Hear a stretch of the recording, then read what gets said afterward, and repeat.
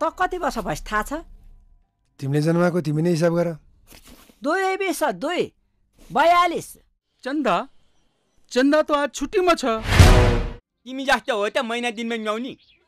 मेरो त 28-29 दिन भयो कि जिउ चिलाइहाल्छ। मतपत्रमा छाप हान्नुपर्ने मतदाताहरू जति सबै पासपोर्टमा छाप हानेर बाहिर गइसके। चन्द्रमामा पनि पानी भेटियो भन्छन्, तर हाम्रो यो घडेरी गाउँले पानीको मुखै देख्न पाएन। विद्यालय भनेको कसैको बाउको निजी सम्पत्ति होइन भन्ने हाम्रो ठहर छ। सुम्मकले फलाम तानेपछि के अडिन्थ्यो? गोली खा मान्छे बाँचिरहेको छु यहाँ, ठुक्क उतिहार। 20 खान परेको थियो, तैँले त 40 खानु पर्ला जस्तो छ यार।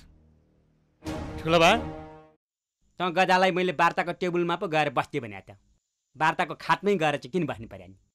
अर्काको गाउँमा अनुमति बिना जाँदा ठोक्दैनन्। यसपालि नि खुल्केछ होइन त?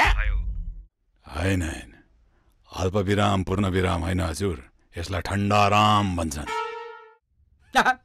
2-4 दिन बाहिर के गएको थियो, ड्राइभर केसीको छोरो डेमोक्रेसीको कुरा गर्ने भएछ।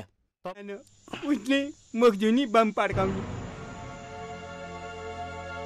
4 बम ढिलायो कडायो। बाउले खोज्या केटी आमा जस्तै परिन् कि भनेर डर लागेको थियो।